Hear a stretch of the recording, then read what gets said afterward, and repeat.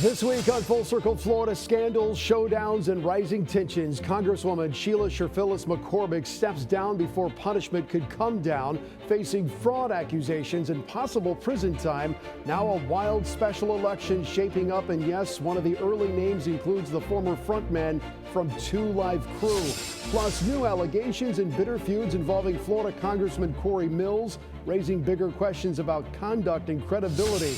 The growing crisis in Haiti with deep connections to Florida, violence escalating, instability spreading, and the United States weighing what role it may be forced to play. Meanwhile, gas prices climbing as tensions in the Middle East disrupt global oil supply, ships under attack, blockades under strain, and questions about how long the crisis could last and what it means for you.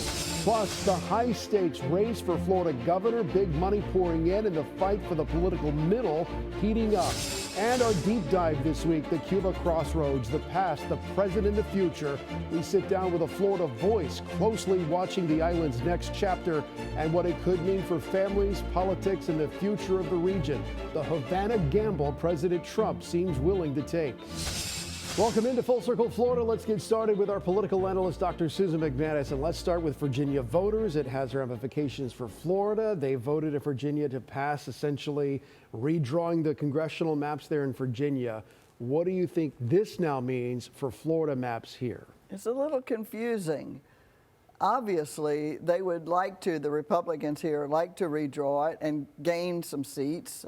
Right now, I think the count would be, if all those in Virginia go through, that they would be up by 1. And yeah, 4 Democrats is right. what they're saying. And so we're kind of key to whether it happens or not for the Republicans. There's a risk there. If they redraw it, it's not a guaranteed thing that it would be to the Republican advantage. So it's kind of a gamble. It is a gamble. And a lot of those districts that could be redrawn could be very competitive. That's why you have some of the sitting members of Congress, the Republicans in Florida, saying, wait, let's not go too far. So they could do a smaller thing of 2 or 3 versus the ultimate 5, I think is what they thought is the best. But there's no guarantee that it's going to be found constitutional, because Florida has a constitutional amendment. It's law in Florida constitutionally that you can't partisan gerrymander. Yeah, then you got to fight it in the courts. All right, let's talk about more D.C. scandals, your favorite subject.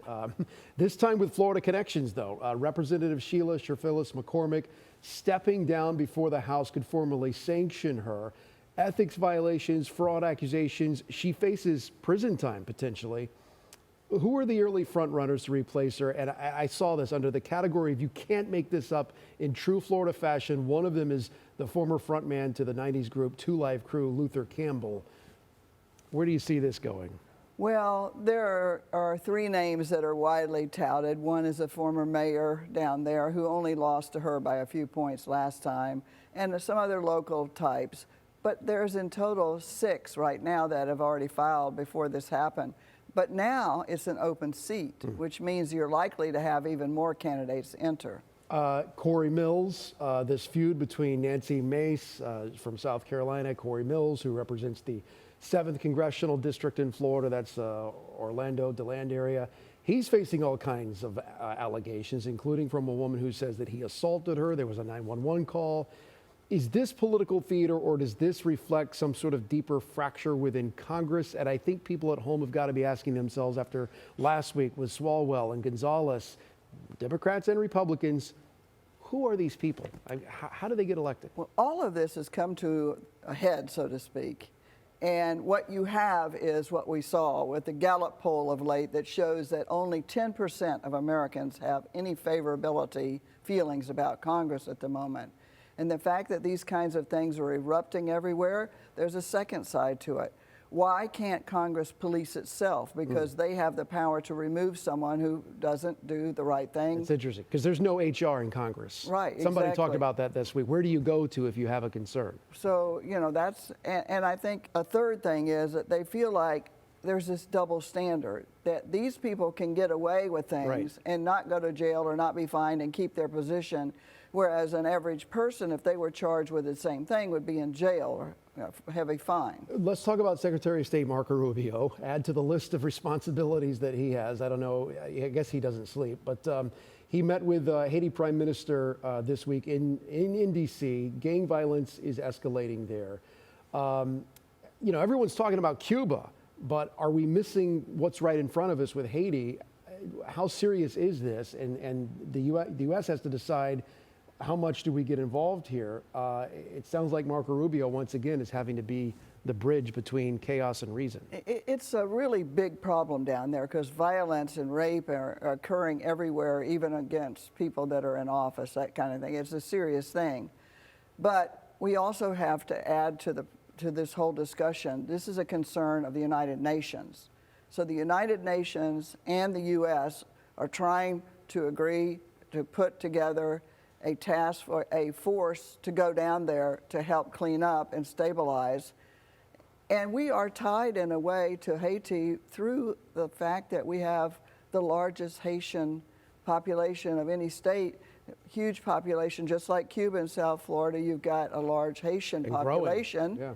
And they are watching it, they have people, and so there's the same sort of feeling. Let's get these bad guys out of office, get somebody else in, and let's cut the violence. I wanted to get your thoughts on this because this is interesting. The Florida AG this week, Uthmeier, investigating whether ChatGPT is responsible, criminally liable for the FSU shooting. And I'm wondering if a lot of people are going to applaud this and say, you know what, good on Florida for taking this on because AI needs to be humbled. Could this investigation set a precedent for how AI companies are regulated nationwide? It could, because it's so unusual. What happens is OpenAI, they have the data that shows that it's just a few seconds before this FSU guy started killing people, he had asked questions about, you know, where's the best place to kill people? How many can I kill? Where am I going to get the most publicity? How can I work a shotgun and a whatever? And so that's, of course, causing a furor because the bot sparked this gentleman, according to what we see here, to kill people on FSU campus. This, you know, goes beyond just free speech. Free speech doesn't mean, you know, you have no responsibility. So Right. It's going to be an interesting question there. The situation in Iran, is this President Trump's Carter moment, so to speak? Where do you see this going? It's a tough thing because we have so many pieces there. It's not something that you can go in and say, we're going to do this and you're going to do that. You have so many other countries involved. And of course, it's turning out to be, does he want to just, so he says, solve it, Right. get rid of it? Or does he want to lose the elections coming up? I mean, it's a tough choice, but that's kind of what it's coming down to. Is he willing to risk losing the midterms, which would mean he'd have a Congress governed by and controlled by Democrats? We'll get to the Florida governor's race in a little bit. Stay with us here. Next on Full Circle Florida, our postcard from D.C. Politicians hard at work making your life better every day? No, of course not. They're fighting each other. We'll check in with Avery Harper next.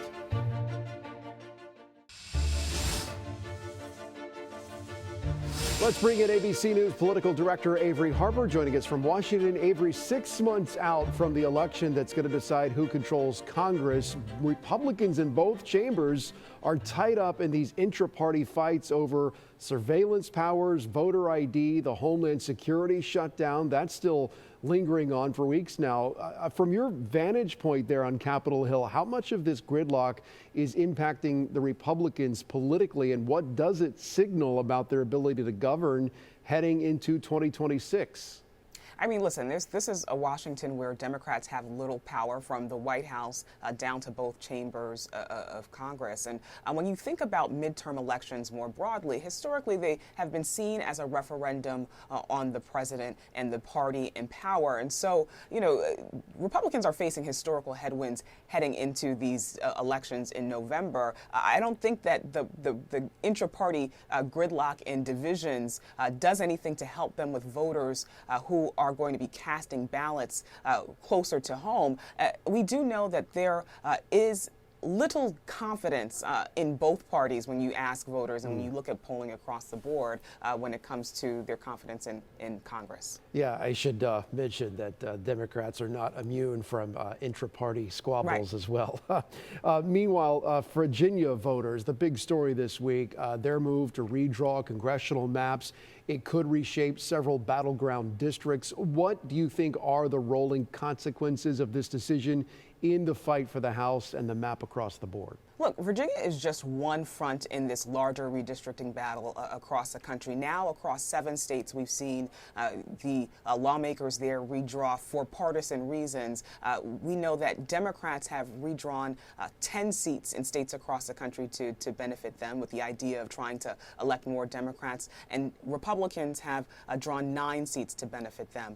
But we know that the fight over redistricting is not over. In Florida, we'll see next week lawmakers head into a special session where they will consider and weigh whether or not to redistrict in the state of Florida to squeeze out possibly 1 or 2 more seats for Republicans there. So this is narrowing the battlefield. And when you look at the narrow margins that there are in the House for Republicans, every seat counts. So this is something that we'll be tracking really closely. Yep, the map and the math and everything in between. Avery Harper joining us from D.C. as always. Avery, thank you. Next, the Cuba crossroads and the Havana gamble, our deep dive into the island's past, present, and what happens next. Welcome back to Full Circle, Florida. Cuba is just 90 miles from our shores, but it can feel like a world away. Its history and future deeply tied to Tampa's own story, and that connection is still alive today. And now, as political pressure on Cuba increases, the uncertainty grows about what comes next. Inside a red brick factory in Tampa's historic Ybor City, workers still hand-roll cigars much the same way they did more than a century ago. At the J.C. Newman Cigar Factory, history is not preserved behind glass, it's still alive. This factory and this neighborhood exists because of Cuba.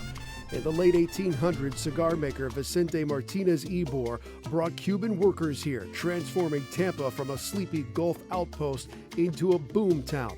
More than a century later, Cuba remains just 90 miles away, but politically, it is worlds apart.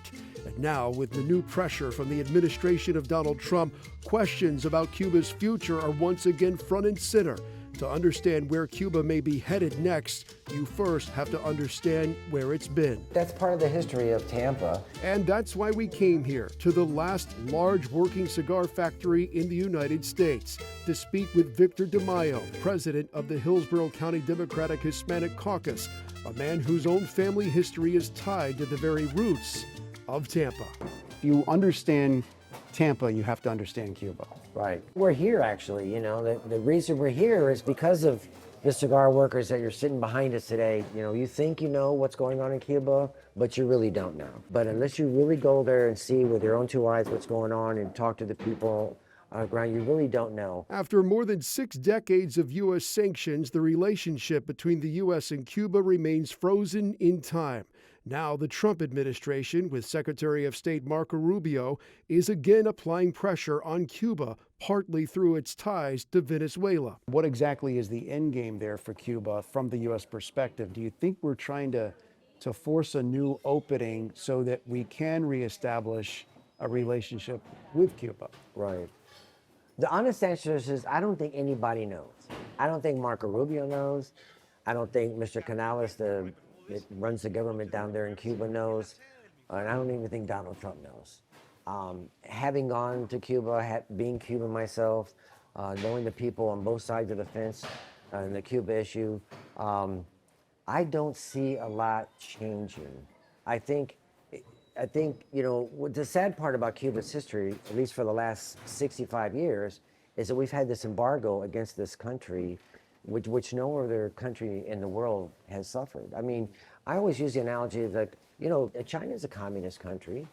They have a totalitarian system. Why don't you embargo, you know, have a deal against them or Russia? And I know that that's how they've had to do it, and they can do it, but do they want to do it? Do you think there's an appetite in Cuba with the people there for a change and to have this relationship with the United States that could lead to economic opportunity, not just there, but obviously here too, including Tampa.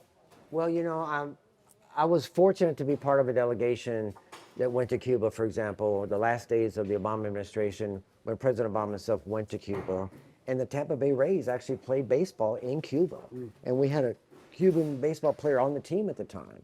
So during that time when the embargo was cracked a little bit to allow people to travel, it's a mysterious country that we had ships leaving directly from Tampa to Havana. Hundreds of thousands, if not 1 million people went to Cuba for the very first time and traveled there and stayed there and ate there and lived there. I mean, and I saw the look on the people's faces, the Cubans, they were so happy at the time. They were making money. Their ambition might be more than that let's say, somehow ending communism and introducing a whole new way of life in Cuba. Do you think that's possible, or can the Cuban people get past communism, which has been a way of life for so long? Is that something you can extract out of the culture there? Well, first of all, I don't support the government of Cuba. I support the people of Cuba, and I think if the people have to decide they have to decide what they want.